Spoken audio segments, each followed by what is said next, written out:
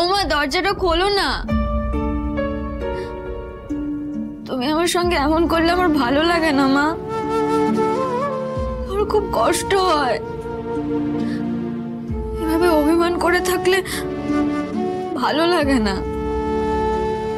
ভালো লাগে না তোমার থেকে দূরে দূরে থাকতে। তুমি কেন আমাকে বুঝতে চাইছো না মা?